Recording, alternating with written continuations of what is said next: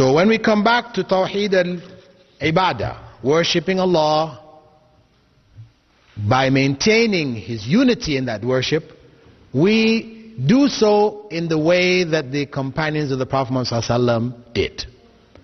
We do not invent or introduce new ways of worship. As some people, for example, they want to celebrate the birthday of the Prophet Muhammad ﷺ. So they say, well, this is something good. They may even bring a verse from the Quran. They would say, Allah said in the Quran, Inna Allah wa malaikatahu yusalluna ala nabi. Ya ayyuhalladhina amanu sallu alayhi wa sallimu taslima. They bring this verse out.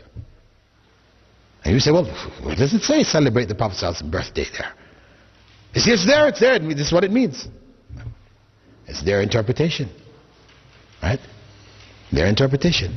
The point is that the companions of the Prophet ﷺ didn't understand that verse that way. And that's why they never celebrated his birthday.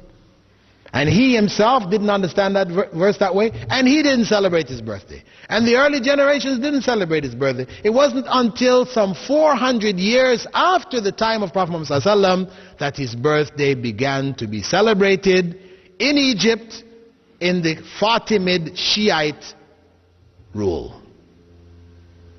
In the Fatimid Shiite dynasty in Egypt, the celebration of the Prophet ﷺ's birthday began. So we say this is not legitimate.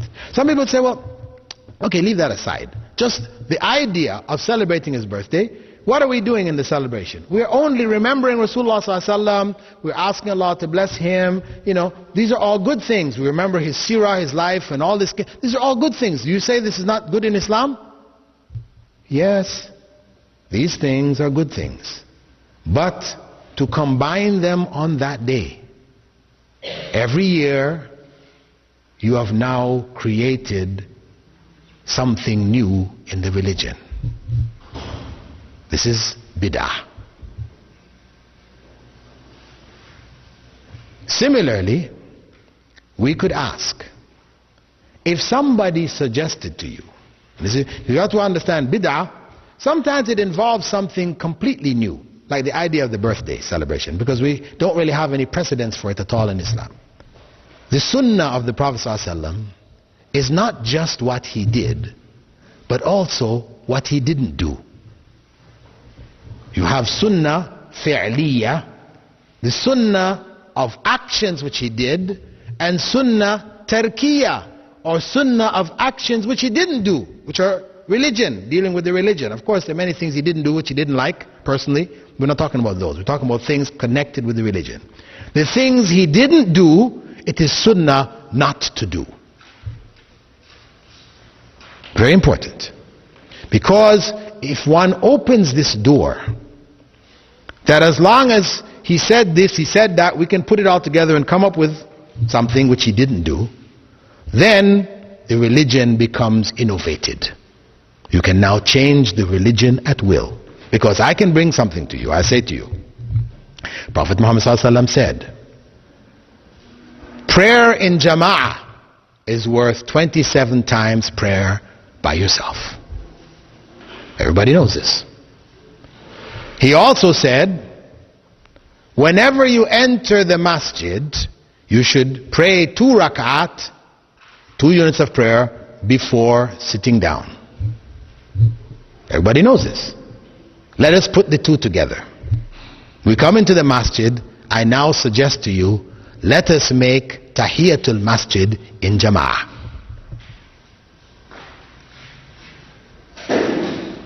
If I suggest that, what do people say? They said, no, you can't do that. Why not? Prophet ﷺ said the prayer in jama'ah is worth more than the prayer by yourself. He also said, whenever you come in, you should do these 2 rak'ah. Why can't we put them together and do it? Well, the Prophet ﷺ didn't do it. That's why. Yes.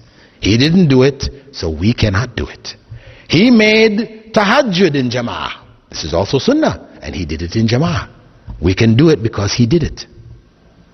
But to do tahiyyat al-masjid in jama'ah, or to do the sunnahs before dhuhr, the sunnahs after dhuhr in jama'ah, we can't do it because Prophet Muhammad ﷺ didn't do it.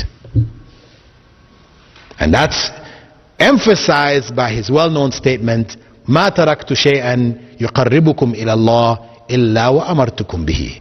I didn't leave anything which would bring you closer to Allah without instructing you to do it. That's the bottom line.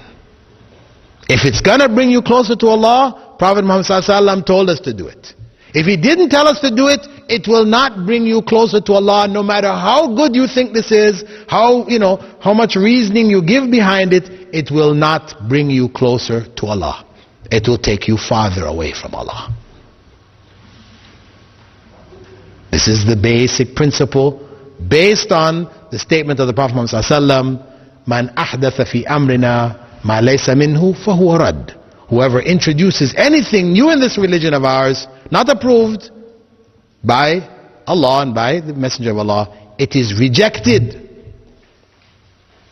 This is to protect the religion in its pristine purity from change, deviation, etc., like what happened to the other messages which were of Islam but became distorted in time, like that of Christianity, Judaism, etc., etc.